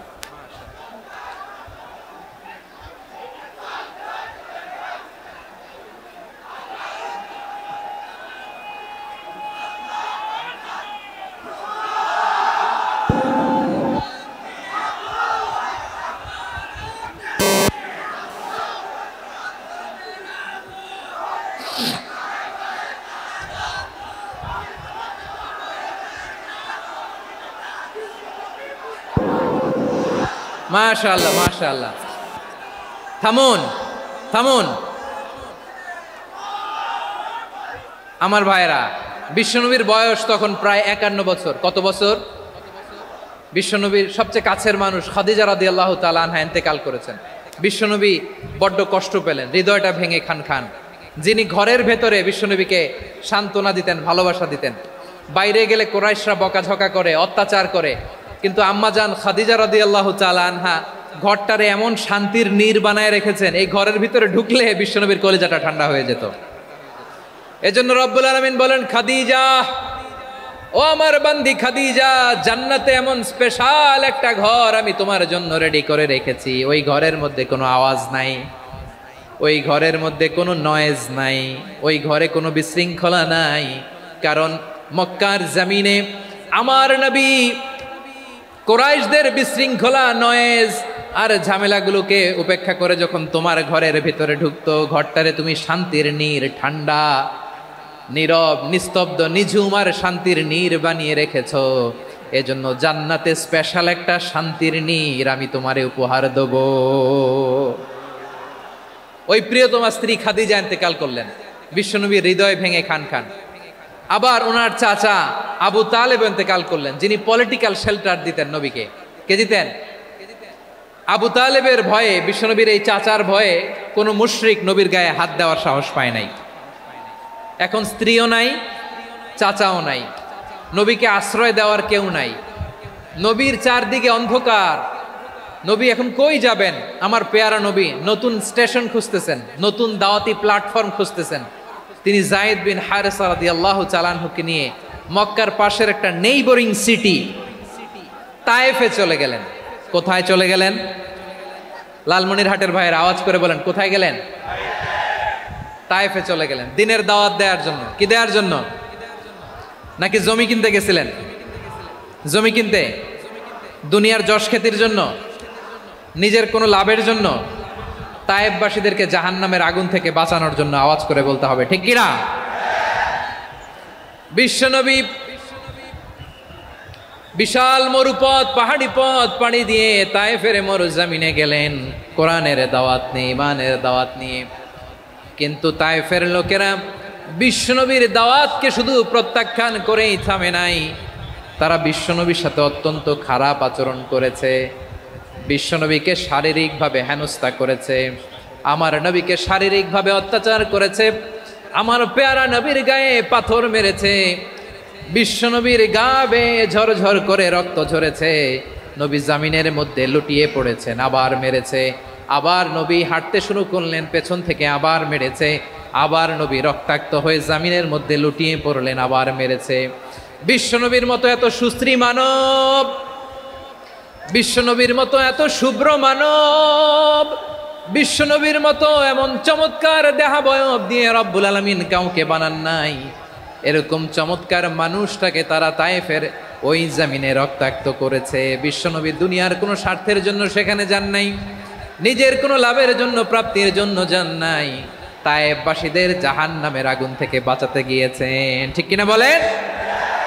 খেয়ে না খেয়ে দিন প্রচারের কাজে নিজেকে দিয়েছ বিলিয়ে, তায়েফের কাফিরেরা চিনল না সে আলো, দুষ্ট ছেলেদের পিছু দিল লেলিয়ে, পাথরের আঘাতে ক্ষত বিক্ষত হয়ে সারা শরীর থেকে রক্ত ঝরে।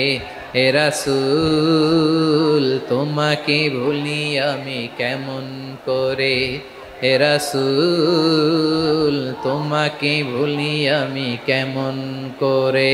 পারেন না আপনারা? ধরুন আমার সাথে, হাজার ব্যথা বেদনার পরে ফিরে আসনি তুমি আপন ঘরে, দিনের আলো তুমি ছড়িয়ে দিতে চলে গেলে মদিনায় মক্কা ছেড়ে। হে রাসূল তোমাকে ভুলি আমি কেমন করে, হে রাসূল তোমাকে ভুলি আমি কেমন করে। ঠিক কিনা বলেন? প্রিয় ভাইরা, তায়েফের ছেলেরা নবীকে রক্তাক্ত করলো। আমার নবী কই যাবে? কই যাবে? মক্কায় জায়গা নাই, তায়েফে জায়গা নাই। তায়েফ থেকে ভারাক্রান্ত মন নিয়ে আমার নবী মক্কায় ফিরে আসলেন। বিশ্ব নবী মক্কায় ঢুকতে পারেন না।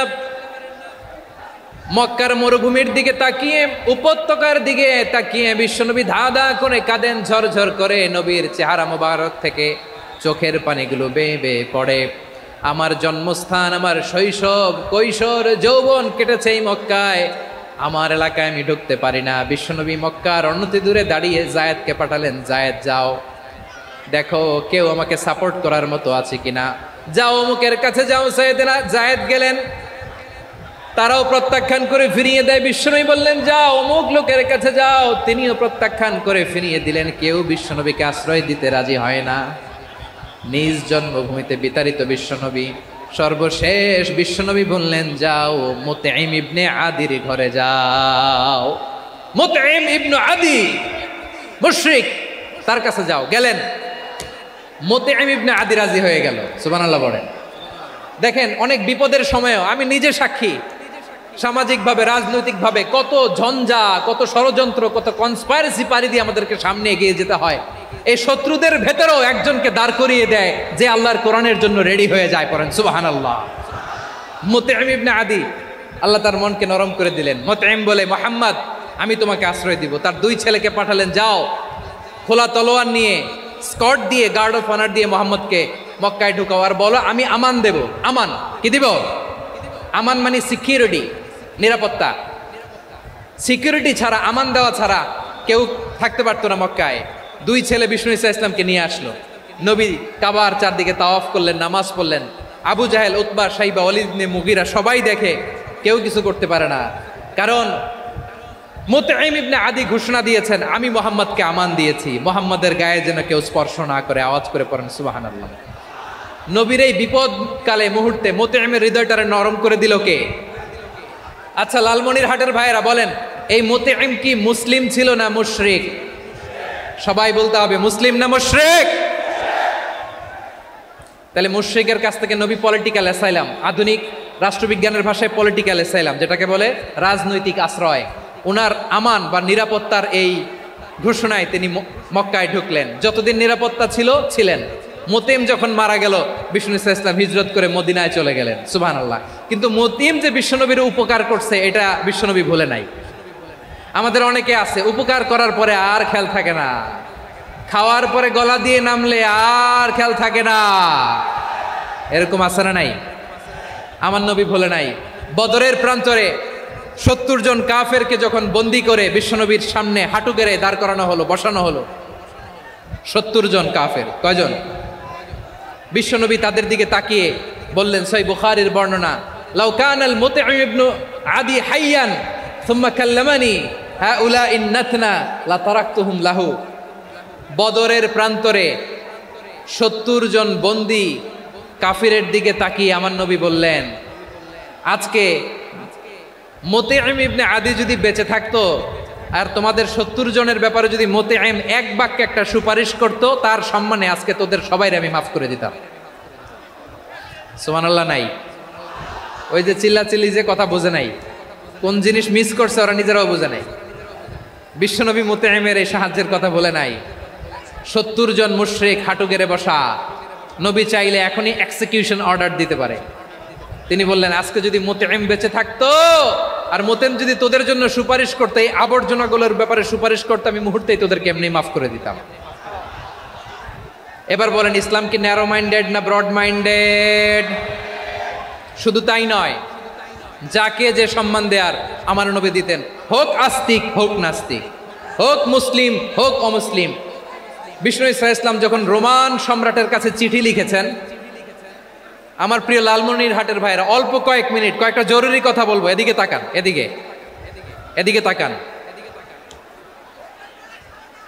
রোমান সম্রাটের কাছে বিশ্বনবী যখন চিঠি লিখলেন মিন মুহাম্মদ রাসূলিল্লাহ ইলা হিরাকলা আযীমির রোম, মুহাম্মদের পক্ষ থেকে হিরাক্লিয়াসের কাছে, যিনি হচ্ছেন আযীমির রোম। এটা নবী নিজ থেকে বানায় লিখছেন অতিরিক্ত সম্মান দিয়ে। কোন রাষ্ট্রপ্রধান যখন আসে তাদেরকে আমরা কি বলি জানেন? তার নামের শেষে HE এটা লিখতে হয়, H.E. মানে হিজ এক্সেলেন্সি। কি লেখে? হিজ এক্সেলেন্টি, অথবা ইউর হাইনেস, ইউর ম্যাজেস্টি।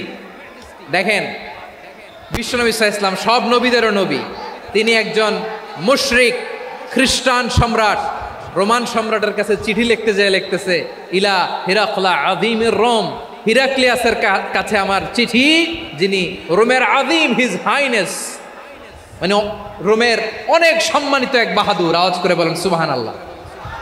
তার মানে যাকে যে সম্মান দেয়ার এটা বিশ্বনবী দিতেন। এমনকি যেই ইহুদিরা ভালো ছিল, এই ইহুদিদেরও প্রশংসা করেছেন বিশ্বনবী মুহাম্মদুর রাসূলুল্লাহ সাল্লাল্লাহু আলাইহি ওয়াসাল্লাম। এক ইহুদির প্রশংসা করেছেন বিশ্বনবী। ইহুদির কার?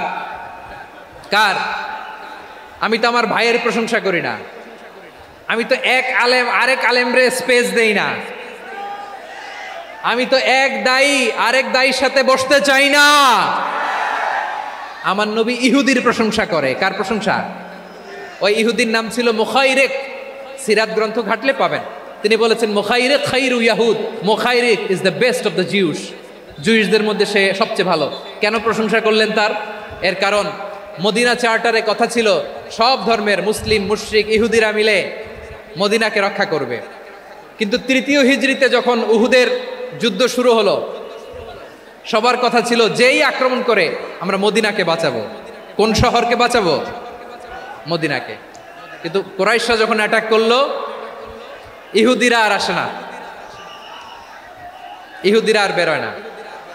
বিষ্ণু বললেন, ওহে ইহুদিরা, তোমরা না চুক্তি করলে আমার সাথে যে মদিনা বাঁচাতে সবাই ঝাঁপিয়ে পড়বো, আসো।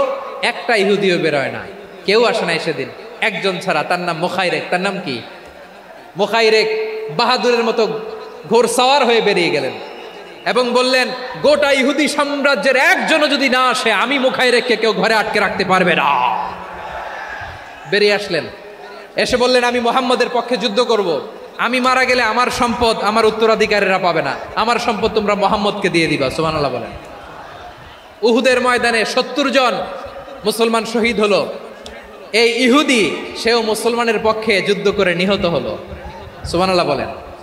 মুসলিমদের লাশ যখন নিয়ে আসা হলো, এই মুখাইরিকের লাশও নিয়ে আসা হলো। মুসলিমদের লাশের পাশে মুখাইরিকের লাশ দেখে বিশ্বনবী মুখাইরিকের প্রতি অনেক খুশি হলেন। আর বিশ্বনবী খুশি হয়ে বললেন, মুখাইরিক খায়রু ইয়াহুদ, মুখাইরিক যদিও তুমি ইহুদি, তারপরেও তুমি সব ইহুদিদের মধ্যে সেরা ইহুদি। পড়েন সুবহানাল্লাহ। আমার নবী ইহুদিকেও সম্মান দিতে কার্পণ্য করে নাই। আওয়াজ করে বলেন আল্লাহু আকবার। প্রিয় ভাইরা, এবার সর্বশেষ আওয়াজ করে বলেন, ইসলাম কি ন্যারো মাইন্ডেড নাকি ব্রড মাইন্ডেড? সবাই বলেন, ন্যারো মাইন্ডেড না ব্রড মাইন্ডেড? এজন্য অমুসলিম হইলেই তারা আমাদের শত্রু নয়। শত্রু কারা? এই লালমনিরহাটের ভাইয়েরা শোনেন, শত্রু কারা? যে সমস্ত অমুসলিম আমাদেরকে নিশ্চিহ্ন করে দিতে চায়, যে সমস্ত অমুসলিম আমাদের ভূখণ্ড থেকে আমাদেরকে তাড়িয়ে দিতে চায়, যে সমস্ত অমুসলিম আমার ধর্ম নিয়ে তুচ্ছতাচ্ছিল্য করে চিল্লায় বলেন ঠিক কিনা, তারা আমাদের শত্রু।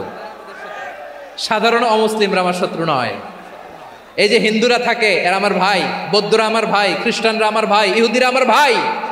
তারা দিনই ভাই নয়, তারা মায়ের পেটের ভাই নয়, তারা মানবিক দিক থেকে ভাই। ও মানুষ, আমিও মানুষ। ইসলাম মানুষকে সম্মান করে, চিল্লায় বলো ঠিক কিনা।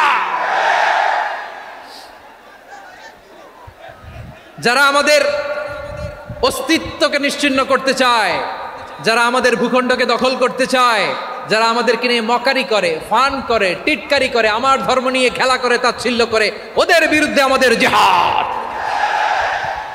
সাধারণ মুসলিম আমাদের শত্রু নয়। আপনি জানেন নিউ ইয়র্কে, আমি তো নিউ ইয়র্কে ছিলাম অনেকদিন, ওখানে ফিলিস্তিনিদের পক্ষে যখন আমরা মিছিল করেছি, অনেক ইহুদি আমাদের সাথে মিছিলে দাঁড়িয়েছে। কারণ ওরাও জানে এই ভূখণ্ড ফিলিস্তিনিদের ভূখণ্ড। আওয়াজ করে বলো লালমনিরহাট, ঠিক কিনা? ইসরায়েলের রাজধানী খোদ তেল আবিবে অনেক ইহুদিরা বেঞ্জামিন নেতানিয়াহু তার বিরুদ্ধে মিছিল করেছে। তো তারা কি আমাদের শত্রু? না। অনেক খ্রিস্টান আমাদের সাথে, আমাদের স্বার্থ রক্ষায় আমাদের পাশে দাঁড়িয়েছে। খেয়াল রাখবেন, হিন্দু আর হিন্দুত্ববাদ এক নয়, ইহুদি ধর্ম আর জায়নিজম এক নয়। জায়নিজমের বিরুদ্ধে আমাদের সংগ্রাম, আমাদের জেহাদ। চিল্লায় বলেন ঠিক কিনা? এই যে ফিলিস্তিনের ভাইয়েরা, তারা তাদের স্বাধীনতা সংগ্রামের জন্য লড়াই করছে, করে যাচ্ছে, আমরা এটাকে সমর্থন জানাই। চিল্লায় বলেন ঠিক কিনা? কাশ্মীরের ভাইয়েরা স্বাধীনতার জন্য সংগ্রাম করছে, আমরা সেই সংগ্রামকে সমর্থন জানাই। আওয়াজ করে বলো ঠিক কিনা? যারাই আমাদের ইসলামকে নিশ্চিহ্ন করতে চায়, তাদের বিরুদ্ধে আমাদের সংগ্রাম। আওয়াজ করে বলতে হবে ঠিক কিনা? ওই সমস্ত দুর্বৃত্তদের সাথে আমাদের কোনো সম্পর্ক নাই। আমরা যদি ঐক্যবদ্ধ থাকতে পারি, আমরা ঐক্যবদ্ধ থাকতে রাজি আছি। লালমনিরহাটের ভাইয়েরা, আমরা ঐক্যবদ্ধ থাকলে ওই দুর্বৃত্তদের কালো হাত ভেঙে দিতে আমাদের সময় লাগবে না। তাদের কালো হাত ভেঙে দিতে রাজি আছে মুসলমান? কারা কারা রাজি? দু হাত তুলে দেখাও।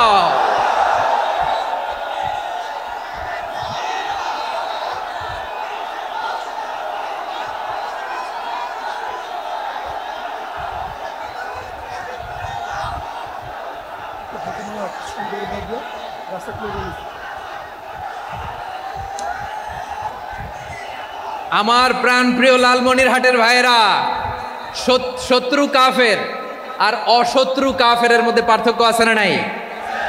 আবু তালেবও মুশরিক, আবু জাহেলও মুশরিক, কিন্তু দুই মুশরিকে পার্থক্য আছে না নাই? আবু তালেব নবীর চাচা, মুশরিক, মারা গিয়েছে মুশরিক অবস্থায়, কিন্তু আজীবন আমার নবীকে আগলে রেখেছে, আমার নবীকে সাপোর্ট করেছে, ভালোবেসেছে। আবু জাহেলও মুশরিক, মারা গিয়েছেও মুশরিক হিসেবে, আজীবন আমার নবীর বিরুদ্ধাচারণ করেছে। আবু জাহেলের শক্তি, সামর্থ্য, স্ট্র্যাটেজি, প্ল্যান সব আমার নবীর বিরুদ্ধে ছিল। এই আবু জাহেলের কারণে একটা দিন শান্তিতে আমার নবী মক্কায় ঘুমাতে পারে নাই। চিল্লায় বলেন ঠিক কিনা?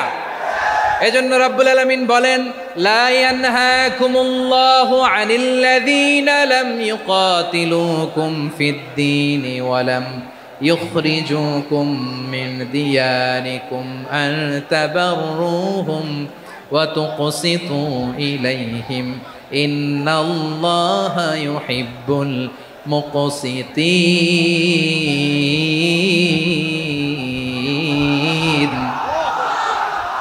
আল্লাহ বলে, গোলামেরা শোনো শোনো, যে সমস্ত অমুসলিম তোমাদের সাথে ধর্মযুদ্ধে লিপ্ত হয় না, তোমাদের বিরুদ্ধে যে সমস্ত অমুসলিম অস্ত্র ধরে না, যে সমস্ত অমুসলিম তোমাদেরকে তোমাদের জন্মস্থান থেকে, ভূখণ্ড থেকে তাড়িয়ে দেয় না, তাদের সাথে ভালো আচরণ করতে আমি আল্লাহ নিষেধ করি নাই। তাদের সাথে সদাচরণে কোনো নিষেধাজ্ঞা নাই, বরং তাদের সাথে সদাচরণ করো, এটাই আমি আল্লাহ চাই। তাহলে আমার যে অমুসলিমরা আমাদের সাথে শত্রুতা করে না, তুচ্ছতাচ্ছিল্য করে না, আমাদের ভূমি থেকে আমাদেরকে উচ্ছেদ করতে চায় না, আমাদের বিরুদ্ধে অস্ত্র ধরে না, ওই অমুসলিম ভাইদের সাথে আমাদের কোনো দ্বন্দ্ব আছে? কোনো বিরোধ আছে? বরং আছে ভালোবাসা। বরং আছে কি? এই ভালোবাসা দিয়ে আমরা বিশ্ব জয় করব। রাজি আছো মুসলমান? আমাদের পুঁজি ভালোবাসা। আমাদের পুঁজি কি? এবার আওয়াজ করে বলেন, আমার এই পুরো আলোচনা থেকে the religious coexistence, peaceful coexistence, শান্তিপূর্ণ সহাবস্থান, কমিউনাল হারমোনি, এই সাম্প্রদায়িক সম্প্রীতি, এই আলোচনা থেকে কি বুঝলেন? ইসলাম কি ন্যারো মাইন্ডেড না ব্রড মাইন্ডেড? এই ব্রড মাইন্ডেড হৃদয় নিয়ে, ভালোবাসা দিয়ে আমরা বিশ্ব জয় করতে চাই। রাজি আছেন? আল্লাহ কবুল করুক। আমরা সবাই পড়ি আমিন। লালমনিরহাটের জেলা স্টেডিয়ামে আমার প্রিয় মায়েরা, বোনেরা, আপনাদের জন্য একটা হাদিস বলে শেষ করব। বিশ্বনবী বলেন, আমার মায়েরা খেয়াল করে শুনুন, বিশ্বনবী আপনাদের উদ্দেশ্য করে বলেন, আল মারআতু ইযা সাল্লাত খামসাহা ওয়া সামাত শাহরাহা হাফিজাত ফুরুজাহা আতাআত বা'লাহা ফালতাদখুল মিন আইয়ি আবওয়াবিল জান্নাতি শাআত। বিশ্বনবী বলেন, ও রমণীরা, ও নারীরা, যে সমস্ত নারী এই চারটা কাজ করবে, এই চারটা কাজের গ্যারান্টি দিবে, তাদেরকে জান্নাতের 8টা দরজার গ্যারান্টি দেয়া হবে। কি 4টা কাজ? 1 নাম্বার, আল মারআতু ইযা সাল্লাত খামসাহা, যে নারী 5 ওয়াক্ত নামাজ পড়ে কি করে? জেলা স্টেডিয়ামে অবস্থানরত আমার নারীরা, বোনেরা, বিশ্বনবী আপনাদেরকে 4টা কাজের কথা বলেছেন, খুব বেশি না। 4টা করলে 8 জান্নাতের দরজা সব খোলা। কোনটা দিয়ে যাবেন? যেটা দিয়ে মনে চায়। 1 নাম্বার 5 ওয়াক্ত নামাজ। আমার বোনেরা জোহরের নামাজ পড়তে পড়তে এটা আসরে নিয়ে যায়, আসর পড়তে পড়তে এটা মাগরিবে নিয়ে যায়, এরকম আসরে নাই? লালমনিরহাটে হয়তো নাই। আমার বোনেরা এটা করবেন না। ইন্নাস সালাতা কানাত আলাল মুমিনিনা কিতাবাম মাওকুতা, সময় মতো পড়বেন। সামাত শাহরা, রমাদানের রোজাগুলো রাখবেন। হাফিজাত ফুরুজাহা, যে নারী তার চরিত্রকে হেফাজত করে, তার প্রাইভেট হেফাজত করে, তার লজ্জাস্থান হেফাজত করে। ও মায়েরা, আপনার এই গর্ভ যে কত দামি আপনি জানেন না। আপনার এই গর্ভ থেকে জন্মাবে আগামীর সালাহুদ্দিন আল আইয়ুবী। আপনার গর্ভ থেকেই জন্মাবে ইমাম আল মাহদি আল মুনতাজার। আপনার পেট থেকে জন্মাবে আবু সাইদের মতো বীর সৈনিক। আপনার পেট থেকে জন্মাবে মুগ্ধের মতো বীর মুজাহিদ। আপনি জানেন না কে আসবে আপনার পেট থেকে। সময়টাকে কাজে লাগান, ইসলামকে বুঝেন, মানেন, আমাদের ইসলামিক লেকচারগুলো শোনেন। আমরা যে বার্তাগুলো, ইনস্ট্রাকশনগুলো, দিক নির্দেশনাগুলো আপনাদের খেদমতে রাখি, এগুলো মেনে চলুন। আপনিই পারেন আপনার ঘরটাকে জান্নাতের টুকরা বানাতে। একটা family, it's a very big institution and you are the MD, the managing director of this institution. চিল্লায় বলেন ঠিক কিনা? চাইলেই পারেন ঘরটারে জান্নাতের টুকরা বানাতে। 5 ওয়াক্ত সালাত, রমাদানের রোজা, নিজের চরিত্রের হেফাজত, ও আতাআত বালাহা, স্বামীর আনুগত্য। এটাতে অনেকে ভুল করে থাকে। হায় রে আমার বোনেরা, স্বামীর আনুগত্যকে এটা নিজের অপমান মনে করবেন না। আপনার স্বামী আপনার সবচেয়ে বড় গার্ডিয়ান, তিনি আপনার সবচেয়ে ভালো চায়। নারী কখনো গার্ডিয়ানশিপের বাইরে থাকতে পারে না। হয় আপনি বাবার গার্ডিয়ানশিপের ভেতরে, বাপ না থাকলে ভাই আপনার গার্ডিয়ান, ভাই না থাকলে চাচা গার্ডিয়ান, বিয়ের পরে আপনার স্বামী আপনার গার্ডিয়ান। শরিয়া সম্মত স্বামীর আদেশগুলো আপনি মেনে চলবেন, কিন্তু শরিয়া বিরুদ্ধ কোনো আদেশ মানতে আপনি বাধ্য নয়। আওয়াজ করে বলুন সবাই ঠিক কিনা?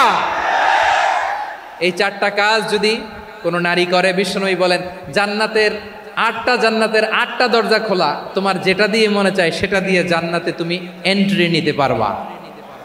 আমরা এখানে লালমনিরহাটের সোহরাওয়ার্দী ময়দানে আজকে যেমন একত্রিত হতে পারলাম, আল্লাহর জান্নাতেও যেন একত্রিত হতে পারে। আল্লাহ তুমি তৌফিক দান করো।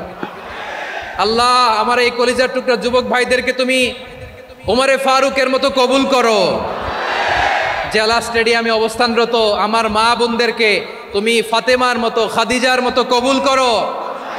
আমাদের কলিজার টুকরা সন্তানদেরকে তুমি সালাউদ্দিন আল আইয়ুবীর মতো কবুল করো। এই যে ইসলামিক সোসাইটি লালমনিরহাটকে আল্লাহ তুমি কবুল করো। আল্লাহ যে কথাগুলো বললাম এগুলো প্রথমে আমাকে, আমার সব ভাইদেরকে আমল করার তৌফিক দান করো।